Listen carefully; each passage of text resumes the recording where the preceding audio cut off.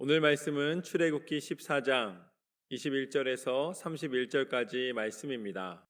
마른 땅을 건너니라 라는 제목으로 함께 나누도록 하겠습니다. 이스라엘 백성이 이제 이집트에서 노예로 오랜 시간을 살았습니다. 그 고통의 소리를 하나님이 들으셔서 모세라는 지도자를 세우셔서 이제 하나님 명령대로 이집트의 왕 앞에 서서 이스라엘 백성을 보내달라고 요청합니다. 그랬더니 자기 노예를 보내줄 이유가 없는 것이죠. 그래서 이집트 왕이었던 바로가 거절합니다. 그랬더니 하나님께서는 이 10가지 재앙을 통해서 완악해진 이 이집트의 왕의 마음을 이기시고 이스라엘 백성을 나오게 하십니다. 이 피의 재앙, 개구리의 재앙, 이의 재앙, 이 파리의 재앙, 또 이 가축의 병이 드는 것, 또 사람들에게 악성 종기가 생기고 우박이 내리고 메뚜기 떼가 모든 곡식을 먹어버리고 칠흑 같은 흑암이 임하는 그 9가지 재앙이 내려도 이 바로 왕이 꿈쩍을 안 하니까 마지막으로 결국은 모든 장자가 죽는 그 재앙을 통하여서 마침내 이집트 왕이 이스라엘 백성을 내보내게 됩니다. 그런데 내보내주고서는 또 바로 마음이 또 바뀌어요. 그냥 보낼 수가 없다. 그래서 이제 마치 전쟁 놀이를 하는 것처럼, 도망가는 노예들을 잡는 이 경주를 하는 것처럼 이집트 군사들을 모아서 이 이스라엘 백성, 이제 가나안 땅을 향해 가고 있는 이스라엘 백성을 쫓아가게 만듭니다. 바로 여기까지가 오늘 본문 말씀의 배경입니다. 그때 어떠한 일이 벌어지는가? 21절 말씀을 보면 이렇게 나와 있습니다. 모세가 바다 위로 손을 내밀매 여호와께서 큰 동풍이 밤새도록 바닷물을 물러가게 하시니 물이 갈라져 바다가 마른 땅이 된지라. 이스라엘 백성이 이제 이집트를 떠나서 다다른 곳은 어디였는가? 홍해였습니다. 그래서 홍해 앞에서 이제는 홍해를 빙 둘러서 가나안 땅으로 가야 되는 상황입니다. 그런데 그럴 수가 없는 상황이 벌어졌습니다. 그게 무엇이냐면 바로 이집트 군사가 뒤를 쫓아왔기 때문입니다. 앞에는 홍해가 있고 뒤에는 애국 군사들이 쫓아와 있는 상태입니다. 그러니 이 어려움을 넘어설 방법이 없습니다. 그때 하나님께서는 모세를 통하여 손을 높이 들게 하시고 그 홍해 가운데 물을 가르시사 하나님의 길을 내셨습니다. 이것이 바로 하나님의 응답입니다. 많은 사람들이 그곳에 있었지만 하나님이 모세를 사용하셔서 그곳에서 손을 들게 하시고 하나님의 뜻을 나타나게 하셨습니다. 이것이 바로 오늘 말씀의 첫 번째 교훈입니다. 하나님의 길은 기도하는 사람을 통해 드러난다. 모세가 손을 들었습니다. 그것은 무엇이었는가? 하나님 말씀대로 순종하는 것이었습니다. 그리고 그것이 바로 모세의 기도입니다. 기도는 순종입니다. 기도는 하나님을 믿는 온전한 믿음입니다. 이곳에서 하나님이 모세를 사용하셔서 모세 한 사람이 기도했지만 이스라엘 온 민족을 구원하시는 하나님의 역사가 나타났습니다. 그것이 바로 기도의 능력입니다. 하나님은 하나님의 사람을 세워서 하나님의 일을 이루시기를 원하십니다. 이것이 바로 하나님께서 모세를 사용하신 방법입니다. 여러분이 기도할 때에 한 사람의 기도라고 가볍게 여기지 않으시기를 소망합니다. 그 한 사람의 기도를 통해 온 민족이 구원을 받게 됩니다. 그 한 사람의 기도를 통해 가정이 살아나고 그 한 사람의 기도를 통해 교회가 살아나고 하나님의 나라가 회복되는 줄로 믿습니다. 모세를 통해 하나님은 그 역사를 나타내셨습니다. 하나님의 길은 기도하는 한 사람을 통해 드러내시노라. 여러분의 인생 가운데 하나님의 길을 드러내시게 될 줄로 믿습니다. 그래서 어떤 변화가 있었을까요? 22절부터 25절까지 말씀을 보면 이렇게 나와 있습니다. 이스라엘 자손이 바다 가운데를 육지로 걸어가고 물은 그들의 좌우의 벽이 되니 애굽 사람들과 바로의 말들, 병거들과 그 마병들이 다 그들의 뒤를 추격하여 바다 가운데로 들어오는지라. 새벽에 여호와께서 불과 구름 기둥 가운데서 애굽 군대를 보시고 애굽 군대를 어지럽게 하시며 그들이 병거 바퀴를 벗겨서 달리기가 어렵게 하시니 애굽 사람들이 이르되 이스라엘 앞에서 우리가 도망하자. 여호와가 그들을 위하여 싸워 애굽 사람들을 치는도다. 하나님이 길을 내주셨습니다. 홍해에서 바다를 갈라서 마른 땅을 내주셨어요. 그래서 그 길을 이제 건너가면 됩니다. 얼마나 두려움과 떨림 가운데 있었는데 그 응답하심이 감격하였겠습니까? 그런데 그들이 물길로 들어갔을 때 누가 나타났는가? 애굽 사람들이 나타난 것입니다. 애굽 사람들이 거기도 쫓아오는 거예요. 그런데 이스라엘 백성은 걸어가고 있었고 애굽 군사들은 오늘 말씀에 보면 말을 타고 있었다고 나타나 있습니다. 이거 누가 더 빨라요? 당연히 애굽 군사가 더 빠를 수밖에 없는 상황입니다. 그런데 그러한 상황 속에서 보십시오. 새벽에 여호와께서 불과 구름 기둥 가운데서 애굽 군대를 보시고 애굽 군대를 어지럽게 하시며, 이 영어 성경에는 그걸 어지럽게 했다는 걸 뭐라고 표현하고 있냐면 패닉 상태다라고 표현하고 있어요. 패닉이 왔다. 도저히 앞뒤 분간할 수 없는 상황이 왔다는 것입니다. 그러니까 애굽 군사가 능력이 없어서가 아니라 그들 가운데 하나님이 역사하셔서 더 이상 이스라엘을 쫓아올 수 없는 상태가 된 것입니다. 하나님을 모르던 이 이집트 군사들이 뭐라고 표현하는가? 우리가 도망하자. 여호와가 그들을 위하여 싸워 애굽 사람들을 치는도다. 여러분, 이 고백을 할 때에 이스라엘 백성은 한 게 아무것도 없어요. 그냥 계속 걷고 있는 거예요. 야, 우리 큰일 났다. 마병들이 쫓아오니까 우리 여간에선 도망갈 수 없겠다. 그러고 그냥 열심히 걷고 있는 거예요. 모부들이 나가서 싸워보자, 대항해보자, 이게 아닙니다. 그들은 그냥 걷기만 하고 있어요. 그런데 이집트 군사를 막으신 분은 하나님이십니다. 하나님이 그들을 어지럽게 했더니 앞으로 갈 수가 없는 거예요. 역대하 20장 15절 말씀을 보면 이렇게 나와 있습니다. 야하스엘이 이르되 온 유다와 예루살렘 주민과 여호사밧 왕이여 들을지어다. 여호와께서 이같이 너희에게 말씀하시기를 너희는 이 큰 무리로 말미암아 두려워하거나 놀라지 말라. 이 전쟁은 너희에게 속한 것이 아니요 하나님께 속한 것이니라. 하나님께서는 전쟁을 앞두고 두려워하는 이스라엘 왕과 그 백성에게 이렇게 말씀해 주셨습니다. 역대하 말씀에서 두려워하거나 놀라지 말라. 이 전쟁은 너희에게 속한 것이 아니요 하나님께 속한 것이니라. 할렐루야. 여러분, 이 말씀은 어떤 말씀인가? 오늘 출애굽기의 말씀과 같이 우리가 싸우지 말라는 말씀이 아니에요.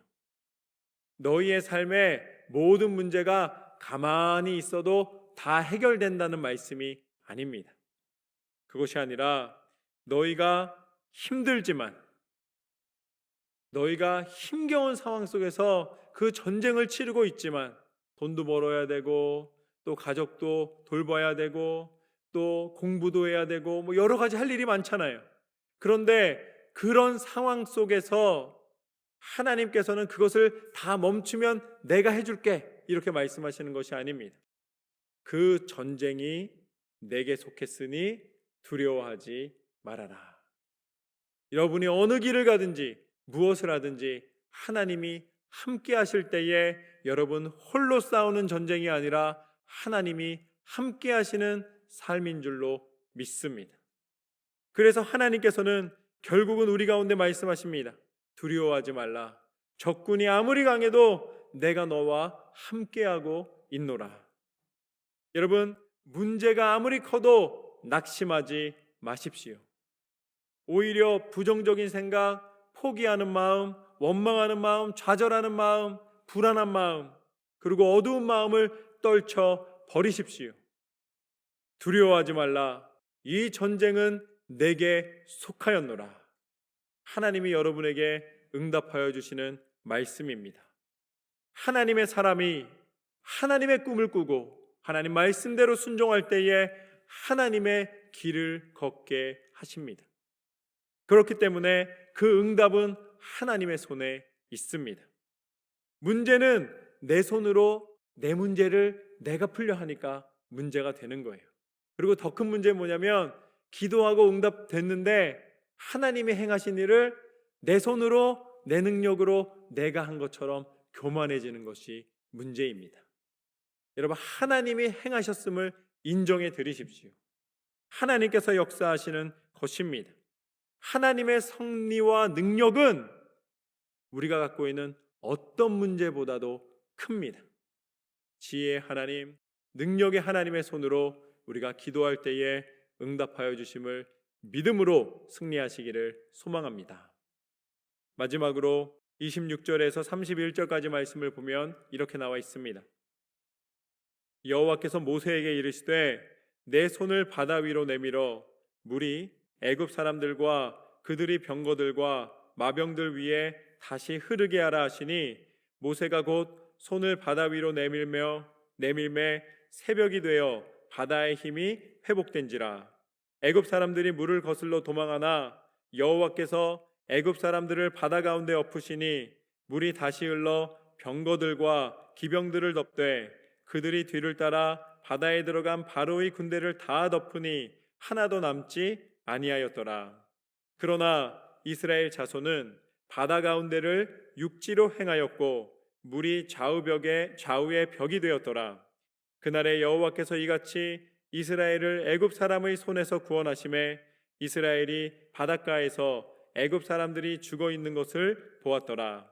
이스라엘이 여호와께서 애굽 사람들에게 행하신 그 큰 능력을 보았으므로 백성이 여호와를 경외하며 여호와와 그의 종 모세를 믿었더라. 아멘. 이것이 바로 오늘 말씀의 세 번째 교훈입니다. 문제는 축복을 알게 하는 문이다. 보십시오. 오늘 하나님께서 뭐라고 표현하시냐면 이스라엘 백성에게는 그 홍해 사이에 난 길을 마른 땅이라고 표현하고 계십니다. 그런데 이집트 군사가 똑같은 곳에 들어왔는데 뭐라고 표현하고 계시냐면 바다 가운데로 들어왔다라고 표현하고 계세요. 이스라엘한테는 마른 땅이라고 표현해주고 계시고 이 이집트 사람들에게는 바다라고 표현하고 계세요. 여러분, 그것이 바로 하나님께서 보여주시는 응답의 원리입니다. 하나님께서 이 이스라엘 백성에게 큰 문제를 복면하게 하셨습니다. 물론 이제 갑자기 이 홍해를 만드신 건 아니에요. 원래 그 자리에 있었던 거예요. 그 문제에 맞닿게 됩니다. 바닷물이라는 큰 문제가 있었어요. 그런데 하나님께서는 그 바다를 가르셔서 오히려 그 물이 마른 땅에 되게 하시고 그 물 사이를 지나가게 하십니다. 같은 곳입니다. 같은 땅에 이스라엘 백성, 이집트 군사들도 들어갔어요. 그런데 그곳에 그 물이 어떻게 되었는가?